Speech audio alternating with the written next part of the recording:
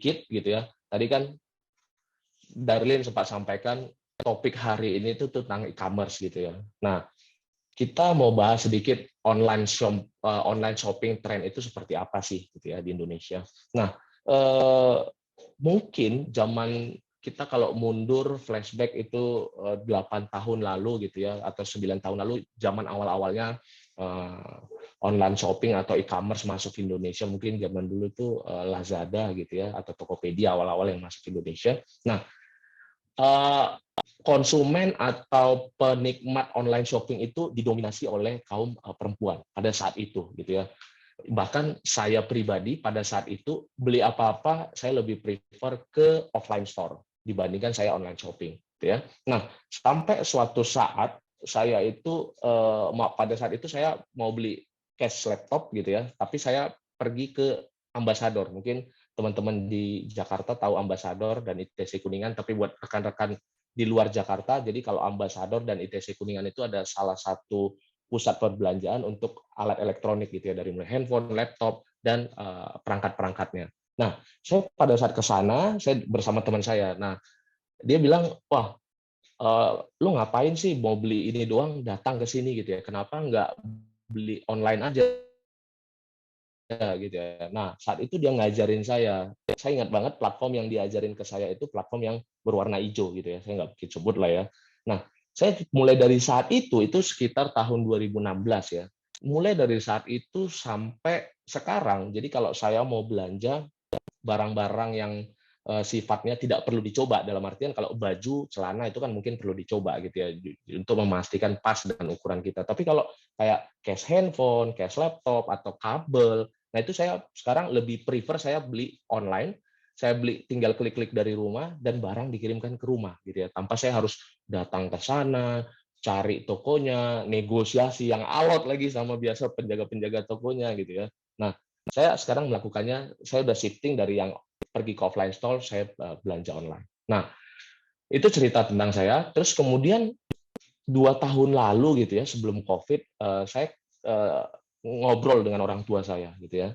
Bahkan orang tua saya sejak 2 tahun lalu itu saja sudah mulai mereka belanja itu di online shopping gitu, di e-commerce. Bahkan saya surprise gitu. Oh, kenapa ini orang tua udah shifting ke sana? Dalam artian kalau dilihat trennya ini gitu ya, kalau kita lihat dari tren yang di atas sampai ke bawah, artinya sekarang penikmat online shopping itu sudah cukup banyak. Jadi pelaku bisnis di online shopping itu harus ready atau siap dengan lonjakan pembelian gitu di hari-hari tertentu gitu ya. Nah, itu kan tadi based on experience saya. Nah, saya juga mau share based on data. Kalau kita lihat nih data dari Kompas, salah satu media yang mungkin trusted di Indonesia, mereka menyatakan untuk konsumen di usia 36 sampai 45 sebesar 19% pada tahun 2020, naik menjadi 23% di tahun 2021. Berarti memang ada penambahan jumlah konsumen, gitu ya. Terus bahkan untuk kelompok yang usia 46 sampai 55 gitu ya. Orang tua saya tadi by the way di umur 60 lebih gitu ya.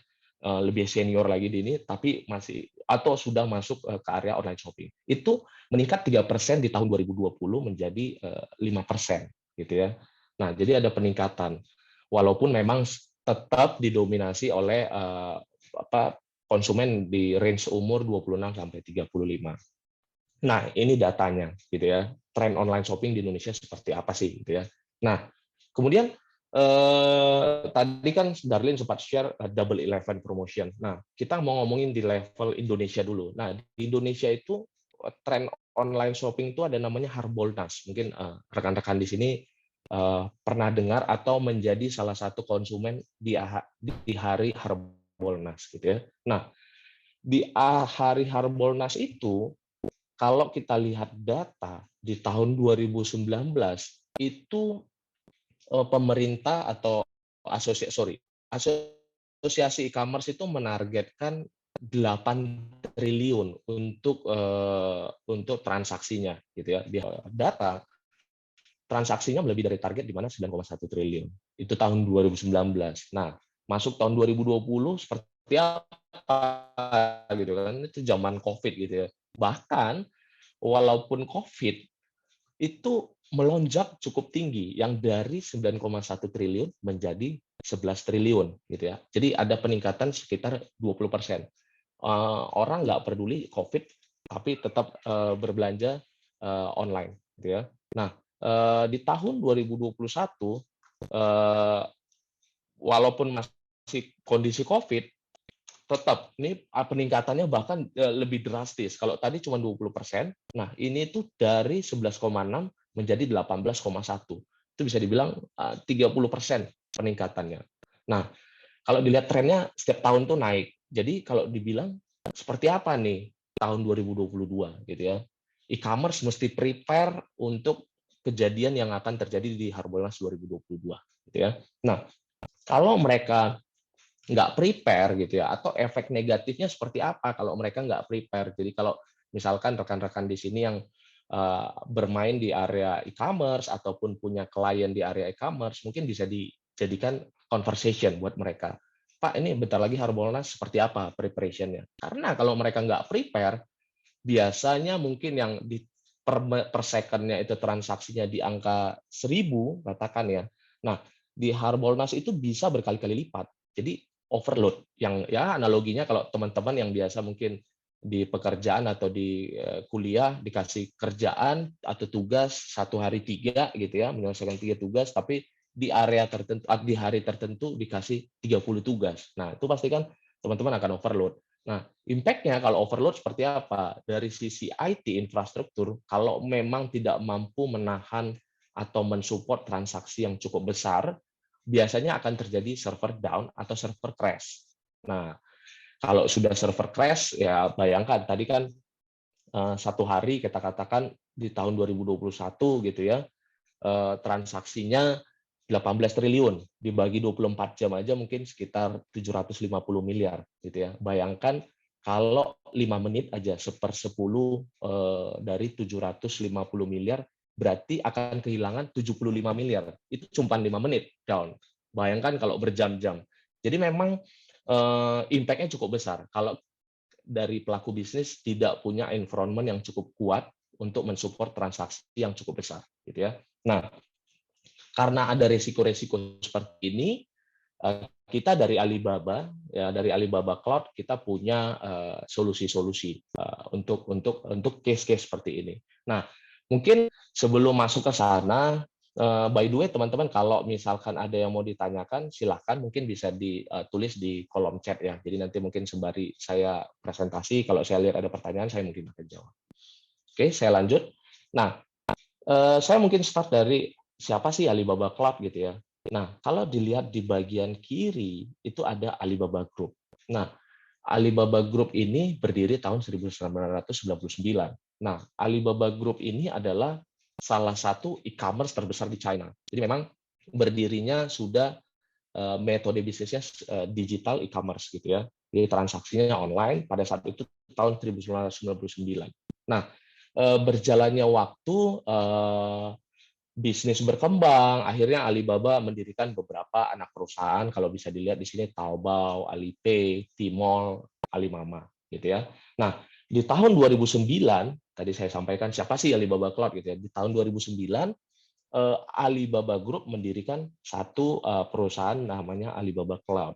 Dengan tujuan dan tanggung jawab Alibaba Cloud ini bergerak di bidang IT untuk support kebutuhan IT dari sisi internal Alibaba Group dan mensupport digital bisnis dari Alibaba Group tersebut juga ya. Nah, di waktu yang bersamaan di tahun 2009 kalau teman-teman bisa lihat di sini ada Double 11. Double 11 ini adalah promotion yang di-create seperti dengan mirip dengan Harbolnas gitu ya. Di sana mungkin 11 November jadi diberikan diskon yang cukup gila-gilaan, mungkin ya kayak di Harbolnas dari 200.000 jadi sekitar jadi 20.000 atau 30.000, yang diskonnya cukup gila-gila gitu ya. Nah, di tahun 2009 Alibaba Cloud berhasil mensupport Alibaba untuk transaksi pada saat event Double 11. Nah, berkembangnya waktu gitu ya, akhirnya 2017 kita decide Alibaba Cloud untuk serve tidak hanya internal Alibaba Group, tapi kita juga serve eksternal customer di luar Alibaba Group. Nah, itu sedikit background atau history tentang Alibaba Cloud. Nah, saya mau bahas mengenai Double 11 promotion tadi ya. Kalau kita lihat mungkin rekan-rekan bisa lihat di sini gitu ya, ada grafik gitu ya. Di tahun 2009 pada saat didirikan atau di launchingnya Double 11 dan Alibaba Cloud, transaksi pada saat itu peak ordernya 400 per second. Jadi setiap detiknya ada 400 transaksi. Ada 400 user yang akan transaksi di website-nya. Gitu ya. Nah, kalau dilihat grafiknya setiap tahun itu berkembang. Bahkan saya belum update ini yang terakhir 2020 dan 2021. Nah, di tahun 2019 saja gitu ya. Itu kalau teman-teman bisa lihat peak ordernya ada 544.000 transaksi per second-nya. Jadi imagine yang tadinya 400 selalu berkembang jadi 544.000 gitu ya sampai di tahun 2019.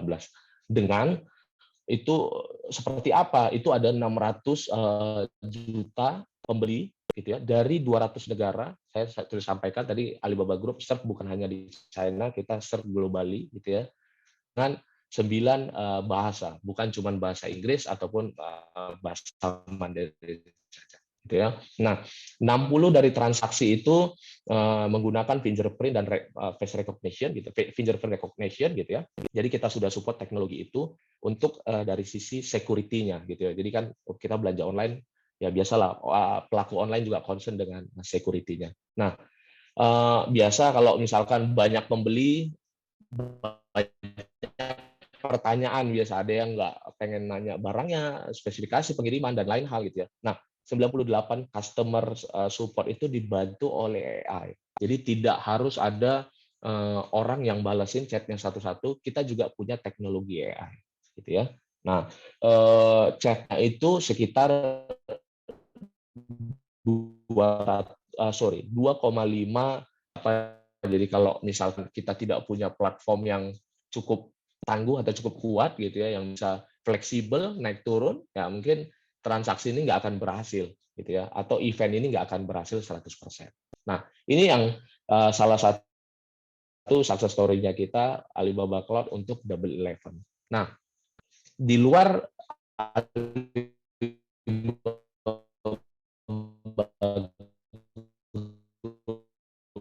sendiri kita ada Taobao tadi kita cuman sekarang juga di Indonesia sudah mulai banyak nih streaming penjualan bisa streaming gitu ya. Nah, kita menyediakan aplikasi atau feature jadi si penjualnya itu nggak cuman posting barangnya secara online tapi dia bisa sambil streaming. Jadi kan biasa dia bisa tunjukin oh ini barang kita yang A gitu ya, ini barang kita yang B. Jadi untuk memancing pembeli untuk membeli daya tariknya karena kan biasa kita manusia kalau visual akan lebih gampang tertarik gitu ya. Kalau di sini itu kita ada transaksi sekitar 2,9 miliar dolar, kemudian transaksinya pada saat streaming itu nambah 16%. Jadi misalkan ada rekan-rekan di sini yang pelaku bisnis yang ada roadmap ke arah sana gitu ya, ataupun ada di sini teman-teman rekan-rekan dari ICANN nih, oh kita dari Alibaba Cloud punya solusi seperti ini. Barangkali kita bisa support rekan-rekan di sini secara bisnis, gitu ya. Nah, kita juga di luar platform digital e-commerce kita punya Alipay. Alipay ini seperti dompet digital lah ya, kayak Dana dan mungkin banyak lah yang beredar di Indonesia saat ini. Nah, pada saat Double 11 kita juga mau mensupport mereka dengan transaksi query per second-nya sebesar 459.000, bahkan untuk database-nya 61 juta query per second. Jadi ini angka ini juga cukup fantastis. Sama halnya dengan buy now and pay later. Kita juga di China punya. Jadi kita nggak cuma support e-commerce, tapi kita juga support surrounding-nya, gitu ya, support sistemnya supaya customer bisa lebih mudah untuk transaksi, gitu ya. Oke, nah saya lanjut. Itu tadi kan ngomongin di luar, sorry, itu di China gitu. Di Indonesia seperti apa, Feb, gitu ya? Alibaba udah bantu belum nih sama e-commerce di Indonesia? Nah, di sini rekan-rekan bisa lihat, saya sekalian mau menjelaskan, kita dari Alibaba Cloud itu sudah cukup sukses di Indonesia untuk develop atau grow bersama customer-customer dari cross industry, gitu ya. Nah, kalau dilihat di sini ada dari tim bagian finansial, internet dan retail, media, bahkan sampai dari area government, gitu ya. Kita memang sudah cukup banyak customer reference di Indonesia. Nah, saya mau sedikit highlight, ada saya beri tanda merah di sini. Nah, Tokopedia ini adalah salah satu customer kita, gitu ya. Jadi mereka pada saat misalkan Harbolnas atau ada event-event tertentu, workload-nya bisa disesuaikan sefleksibel mungkin dengan waktu yang sesingkat mungkin di Alibaba. Jadi untuk transaksi yang tiba-tiba peak itu tidak perlu worry. Kalau misalkan rekan-rekan di sini pakai server on-premise, tiba-tiba ada transaksi, nggak mungkin nih kan, perlu order lagi barangnya, nunggu inden lagi gitu ya berapa lama. Udah pasti udah kelewat nih eventnya gitu ya, udah kelewat hype-nya orang belanja gitu ya. Nah, Tokopedia salah satunya di Indonesia yang kita sudah support. Kemudian ada di sini saya highlight juga Kopi Kenangan. Mungkin saya sih setahu saya di luar Jakarta juga sudah banyak Kopi Kenangan. Bahkan kalau di Jakarta itu mungkin setiap berapa ya 2 atau 3 kilometer itu kita bisa lihat ada plank kayak box Kopi Kenangan gitu ya, jualan Kopi Kenangan. Nah, mereka itu pada saat Harbolnas tahun 2020 mereka itu ikut juga nih untuk memeriahkan Harbolnas. Mereka memberikan diskon yang spesial atau harga-harga yang spesial. Nah, transaksinya mereka itu bertambah atau berkali-kali lipat pada saat Harbolnas. Bahkan setahu saya di tahun 2020 itu mereka 1.800 transaksi per second. Bayangkan kalau misalkan mereka tidak bisa menambahkan atau memberi ekstra lebih di resource-nya, mereka akan kehilangan transaksi yang cukup besar. Jadi sebenarnya IT ini punya andil yang cukup besar. Walaupun kadang orang IT ini di belakang layar gitu ya, nggak kelihatan. Yang kelihatan kadang orang marketing, kadang orang sales gitu ya.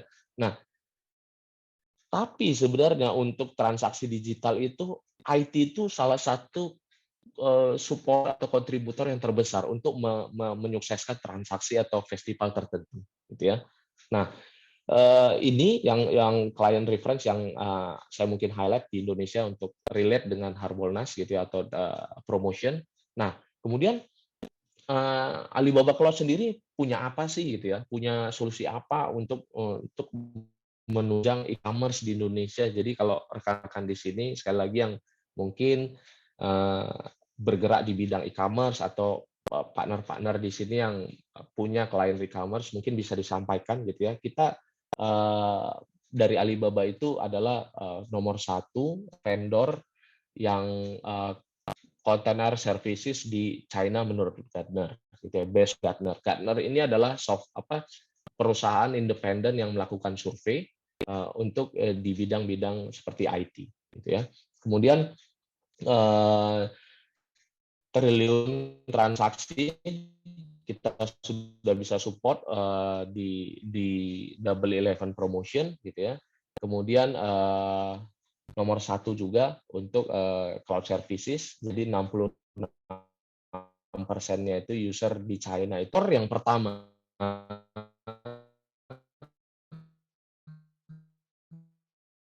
yang melalui tes untuk Kubernetes. Kalau rekan-rekan lihat di sini gitu ya, ada containerized based application gitu ya, kemudian ada data dan intelijen, kemudian ada DevOps gitu ya. Jadi ini adalah solusi-solusi yang dibikin Alibaba untuk bisa mensupport transaksi atau event-event tertentu seperti tadi. Jadi kalau misalkan sebelumnya aplikasinya monolitik, mungkin kalau ada sedikit perubahan itu butuh waktu untuk go live. Sedangkan kalau Kubernetes itu biasa waktunya akan lebih singkat. Jadi untuk menunjang kecepatan dalam berbisnis juga, gitu ya.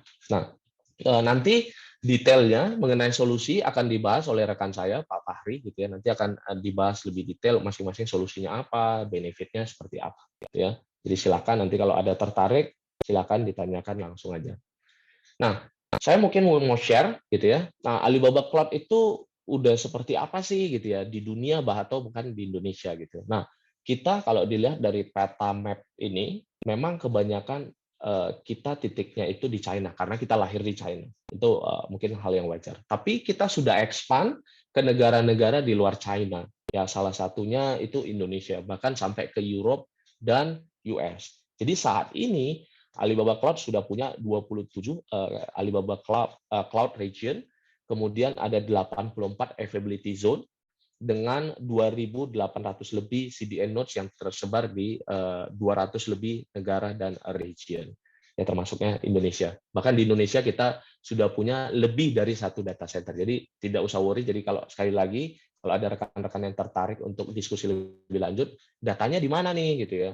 Nanti dilempar ke luar negeri, kita aman nggak datanya? Nah, data center kita sudah ada di Indonesia dan kita Alibaba Cloud itu patuh dengan regulasi atau compliance yang ada di cloud. Karena biasa ngomongin cloud itu ngomongin hal yang sensitif gitu ya, datanya seperti apa, tunduk nggak dengan regulasi. Jangan ragu teman-teman karena kita sudah comply. Bahkan tadi kan saya sempat share, kita punya beberapa customer yang main di area financial services, bahkan banking.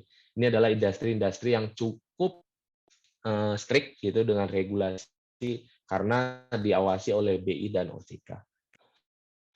Mungkin segitu saja presentasi dari saya tentang seperti apa Double Eleven, seperti apa Alibaba support untuk Double Eleven, seperti apa Alibaba Cloud support untuk e-commerce atau transaksi digital di Indonesia.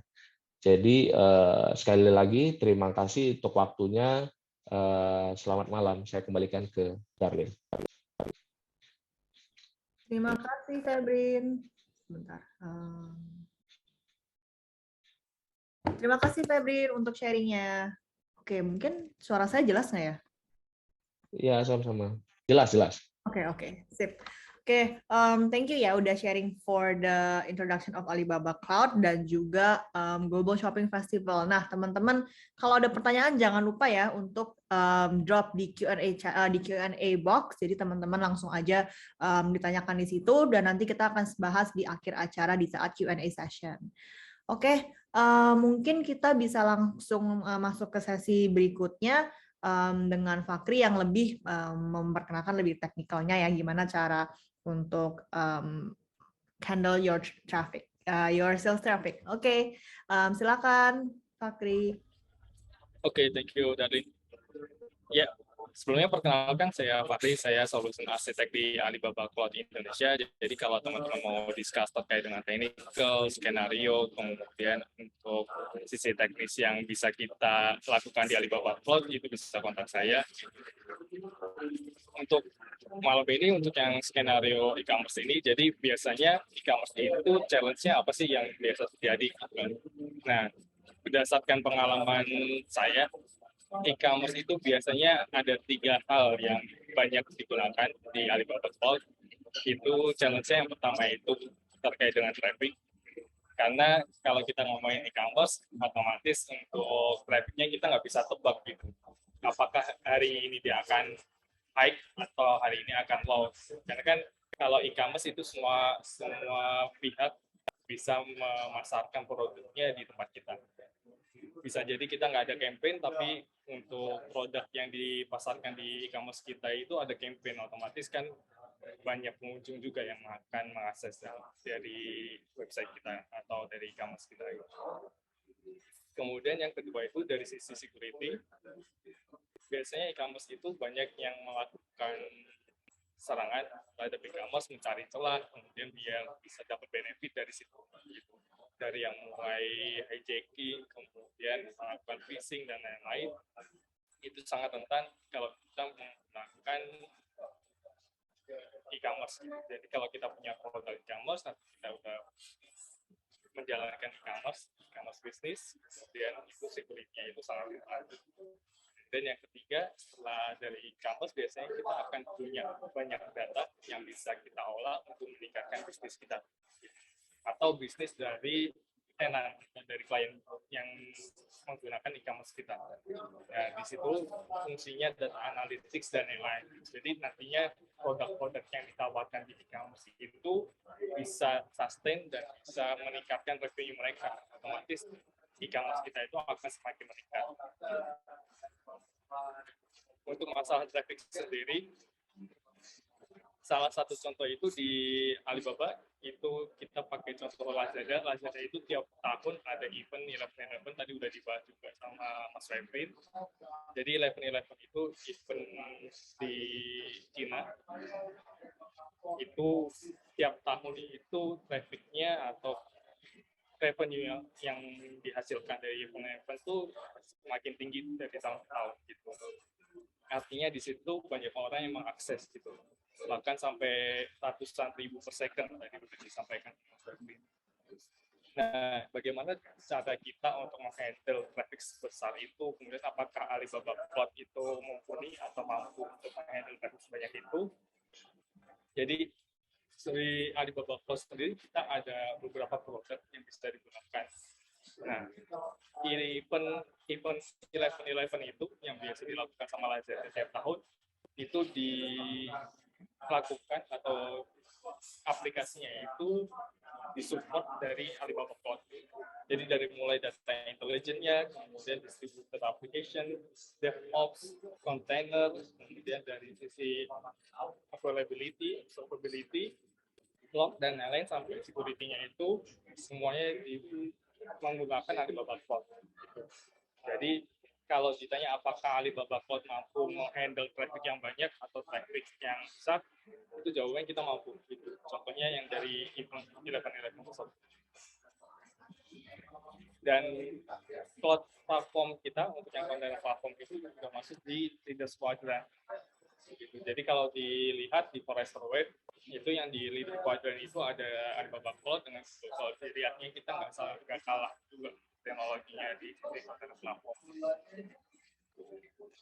Nah, ketika traffic peak atau traffic itu mengalami perubahan, apakah yang harus dilakukan dari pemilik e-commerce? Biasanya yang dilakukan itu hanya memperbesar application. Sedangkan database-nya biasanya itu akan melakukan database-nya itu tetap menggunakan spesifikasi yang sama. Artinya kalau aplikasinya semakin banyak, otomatis data yang dibutuhkan untuk melakukan pembacaan data atau pengolahan data itu akan lebih besar. Artinya selain aplikasi, itu database juga harus bisa melakukan scaling. Artinya kalau di aplikasi itu scaling, database-nya juga harus melakukan scaling, karena biar itu transaksinya itu nggak ada kendala di sisi datanya. Nah, untuk scaling itu kita ada produk namanya ACK, Container Services Kubernetes. Dia bisa melakukan scaling dari mulai infrastrukturnya, aplikasinya, atau biasa kita sebut container aplikasi, atau kalau di Kubernetes itu kita sebutnya sebagai pod. Jadi scaling yang bisa dilakukan itu dari aplikasi itu kita bisa melakukan horizontal scaling atau memperbanyak aplikasinya. Kemudian kita bisa melakukan vertikal atau aplikasinya itu diperbesar. Misal dari 2 CPU diperbesar jadi 4 CPU. Kemudian atau mungkin kalau eventnya itu udah tahu jadwalnya kapan, contoh kayak 11.11, itu kita bisa melakukan scheduling atau penjadwalan. Jadi ketika sebelum 11.11 atau ketika 11.11, itu kita bisa perbanyak dulu aplikasinya. Sehingga nantinya ketika itu diakses orang banyak, itu bisa menghandle untuk traffic yang sangat tinggi. Nah, semuanya itu disupport menggunakan ACK dengan resource yang ada di Alibaba Cloud. Nah, pertanyaannya sekarang kalau kita menggunakan aplikasi yang monolitik, yang belum kontainer, apakah dari infrastruktur yang bisa dilakukan scaling? Gitu? Jawabannya bisa. Jadi, selain aplikasi yang modern atau model kontainer itu, untuk aplikasi monolitik kita bisa melakukan scaling di sisi resource dari yang mulai ECS untuk servernya sendiri atau instance-nya. Kemudian kita bisa menggunakan yang bare metal untuk deploy aplikasi pod. Kemudian untuk ACK ini juga support juga untuk GPU maupun yang spot instance. Jadi selain infrastrukturnya, aplikasinya juga support. Nah, tadi pertanyaannya kalau aplikasinya diperbanyak, apakah database-nya juga bisa melakukan auto scaling? Nah, di Alibaba kita ada namanya PolarDB. PolarDB itu dia bisa melakukan scaling dan bisa membagi untuk workload-nya. Jadi itu bisa dipisah antara pembacaan data dan penulisan data. Kemudian data yang disimpan di VolaDB itu bisa sampai 100 terabyte dan bisa melakukan scaling itu dalam waktu 5 menit.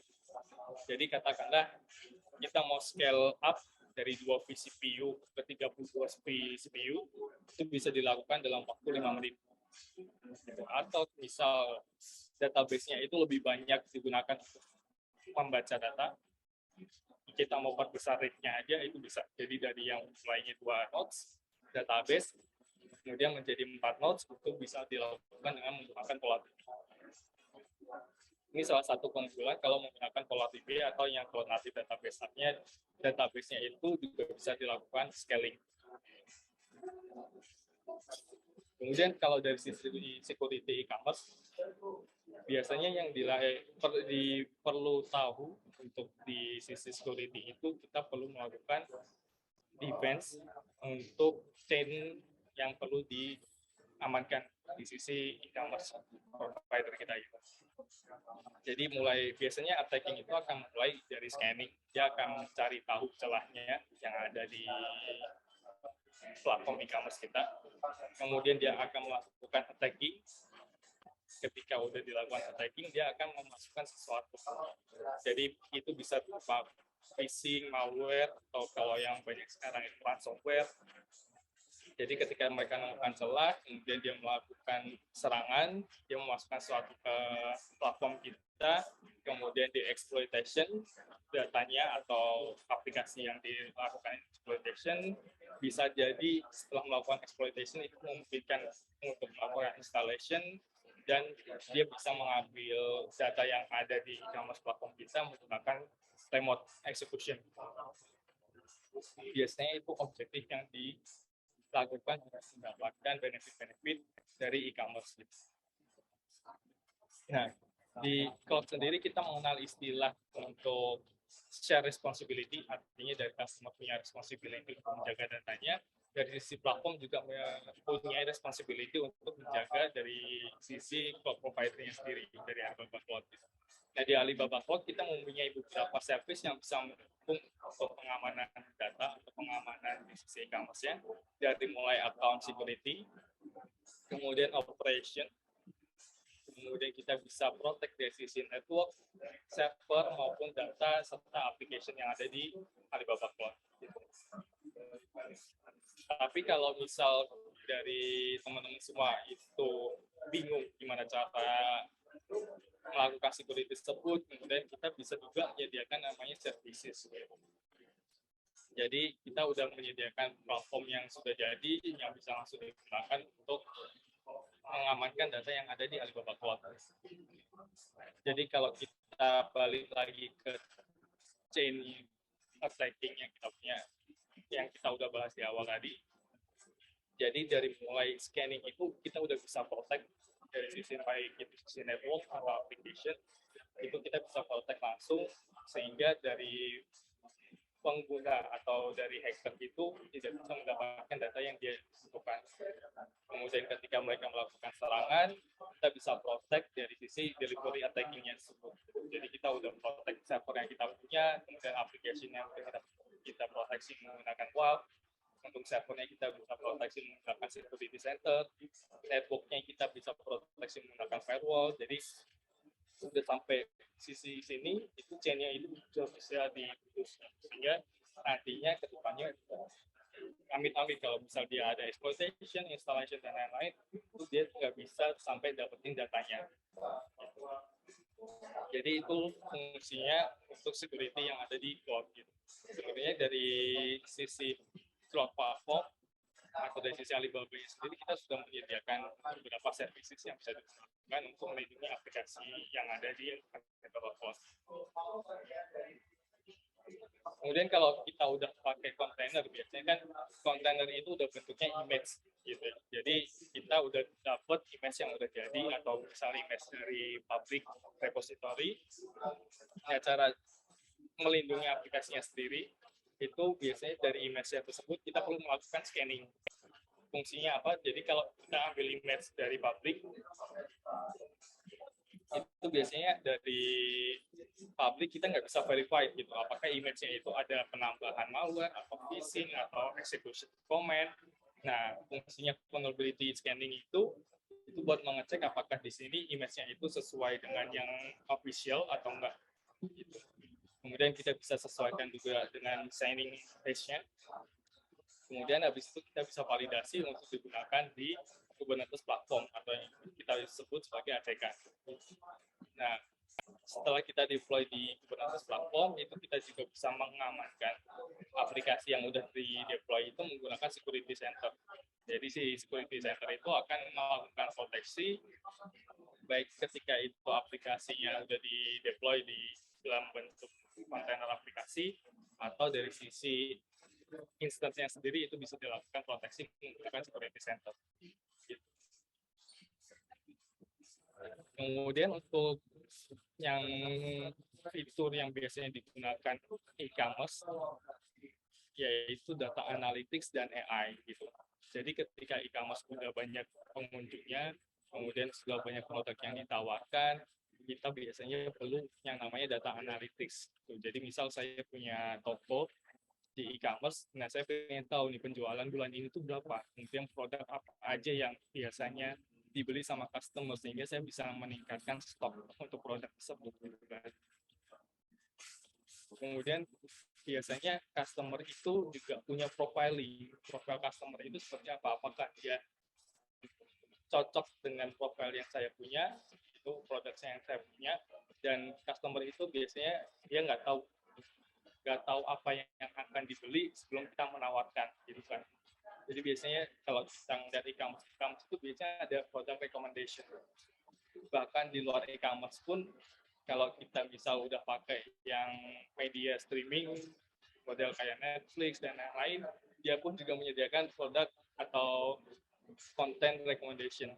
Jadi yang biasanya kita lihat atau kita gunakan, kemudian itu dijadikan profil kita, kemudian di situ diberikan rekomendasi. Kira itu fungsi dari AI. Nah, kalau di e-commerce sendiri, itu untuk mendapatkan data tersebut, itu bisa melakukan web tracking. Artinya dari aplikasi maupun dari web, itu kita bisa kirim datanya ke big data kita. Gitu. Jadi dari data tersebut, baik itu data streaming maupun data batch, itu bisa langsung diolah, kemudian dijadikan data big data yang ada di e-commerce platform kita. Jadi nanti dari data tersebut kita bisa melakukan analisis. Kira-kira produk apa aja yang bisa dikembangkan atau produk apa yang kira-kira butuh perhatian khusus. Nah, si data warehouse yang ada di Alibaba Cloud itu bisa menggunakan yang namanya Mass Compute. Mass Compute itu big data platform kita. Itu bisa menyimpan data yang structured, yang bentuknya relasional data, atau yang unstructured, atau bentuknya file atau log seperti itu. Jadi dari mulai datanya itu diambil, itu nanti akan menggunakan data wash, dia diintegrasikan ke bentuk transformation, kemudian bisa disimpan langsung ke big data kita yang namanya Mass Compute. Sedangkan untuk real time data, biasanya kan kalau kita punya data yang modelnya real time atau log, mau kita olah langsung, kalau masuk di data akan membutuhkan proses lama. Nah, kita ada yang namanya Holograph, itu buat pemrosesan data secara real time. Jadi dari Holograph itu dia bisa memproses data dalam hitungan milisecond. Gitu.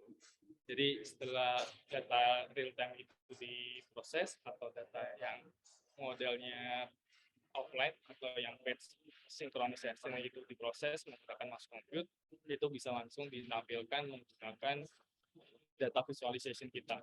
Jadi kita ada beberapa data visualization dari mulai data feed, KPI, dan lain-lain. Nah, proses itu bisa dilakukan langsung di platform Alibaba Cloud yang namanya Data Wash, itu bisa digunakan untuk transformation tools untuk pengolahan big data.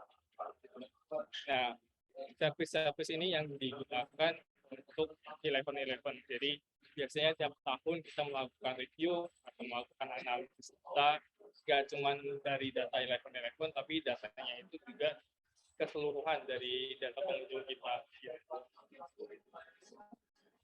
Kemudian untuk solusi AI tadi, jadi kalau kita butuh AI dan kita nggak punya orang yang bisa mengolah datanya tersebut atau bikin rekomendasi, itu kan butuh resource yang sangat banyak, kan? Dan itu butuh data yang banyak. Di sini Alibaba Cloud bisa menyediakan solusi AI recommendation. Jadi AI recommendation itu dia akan mengambil data yang ada dari aplikasi, baik itu e-commerce, bisnis aplikasi atau web, kemudian nanti dilakukan tracking, disimpan di big data, di mass compute kita, kemudian dari recommendation engine kita itu nanti akan memberikan suggestion kira-kira produk apa yang cocok untuk customer punya. Gitu.